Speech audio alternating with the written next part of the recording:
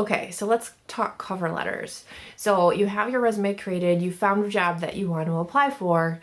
Now you actually need to send in that resume with a really nice cover letter. And let's be honest, a lot of times those cover letters end up actually being the email with the resume attached to it, and that's okay. But many times you're mailing it in, or you may be sending it in as an attachment. So you kind of have to think about what the format's going to be, whether this is going to be an email or whether it's going to be a printed off letter, but essentially the content is going to stay the same regardless if it's an email or a printed off letter. So I just wanted to give you a couple of things to think about as you're constructing your cover letters. The first one is to always, primarily in that first paragraph, that first thing that you have on your cover letter, is to clearly mention a couple of things. The first one is, what's the job that you're applying for? They need to know. Because they're typically organizations, they don't just have one job that they're posting. So tell them what the job you're applying for. The second one would be is where you found the job. Organizations like to know, did you find it on Career Builder? Did you find it on Monster? What led you to that job?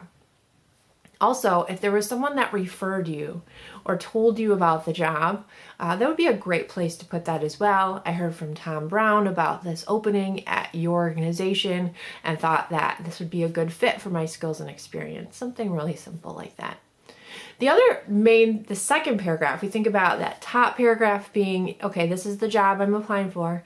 The second paragraph would be then why you're a good fit. Now they're going to be looking at your resume, so you really shouldn't be repeating what's in your resume.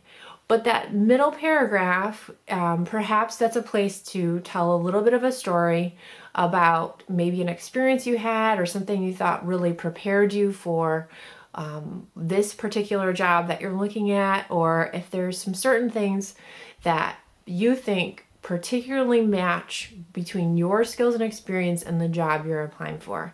So think through that and how you could connect that, and not just another list of what's on your resume, something different or something recent or something very specific. The last paragraph in your cover letter is just as important, if not the most important, is to ask for an interview and say, I'm looking forward to speaking to you about how my skills and experience would best match with this position. And then remind them how they can contact you. You can reach me at such and such a number between 8 and 5, Monday through Friday, or call me, or you can reach me by email. That's the best way to get a hold of me. But give them very specific things, and also tell them that you're going to follow up with them, because as a good job seeker, you should be following up on jobs that you apply for anyways. So give them a heads up that you're going to be applying and that you're going to be following up as well. And then give them the best contact information for what would be best to reach you at. So those are the couple things about the cover letter. Also, just kind of for everything, always proofread, have someone else proofread for you. And then if you're going to be sending it as an attachment, my suggestion would be to save it as a PDF. And that would go for your resume and your cover letter, because you never know what program they're going to be opening it with. And if you have some different formatting or a different computer, then things might end up looking bad, and you want it to look exactly how you spent the time to make it look. So save it as a PDF, and then you're safe with making sure that they see what you want them to see when you send your cover letter.